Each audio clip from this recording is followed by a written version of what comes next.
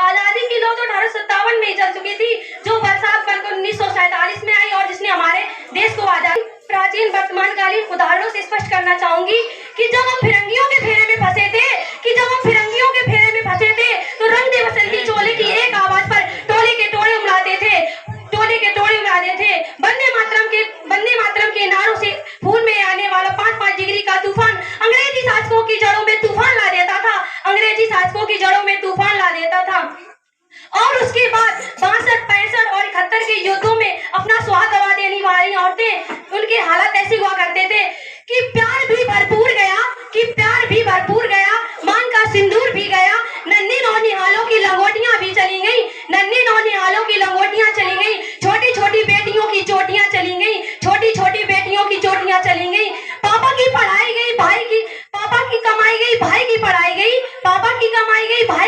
गई, ऐसा एक विस्फोट हुआ, पता ही नहीं चला कि पूरे जिस्म की बोटी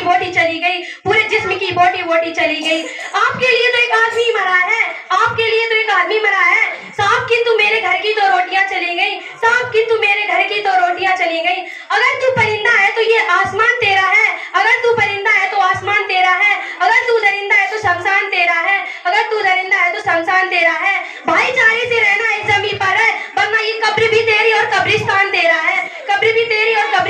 है। मैं अपने विचारों में कहना चाहूंगी कि सच्ची देशभक्ति क्या होती है।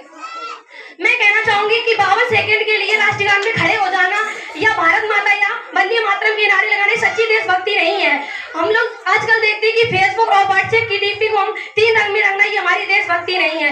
सच्ची देशभक्ति तो वो है जो व्यक्ति ईमानदारी और पूरी लगन से काम करता, वही सबसे बड़ा देशभक्त होता है।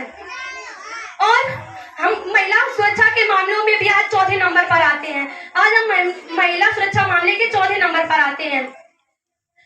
मैं कहना चाहूंगी कि जब हमारे राष्ट्र का निर्माण तभी संभव होगा जब हमारे देश में महिलाओं की पूजा नहीं, उनकी इज्जत की जाएगी। और हमारे राष्ट्र का निर्माण तब संभव होगा जब हमारे देश में जातिवाद के भेदभाव को मिटाकर सामाजिक शक्ति पर बल दिया जाएगा।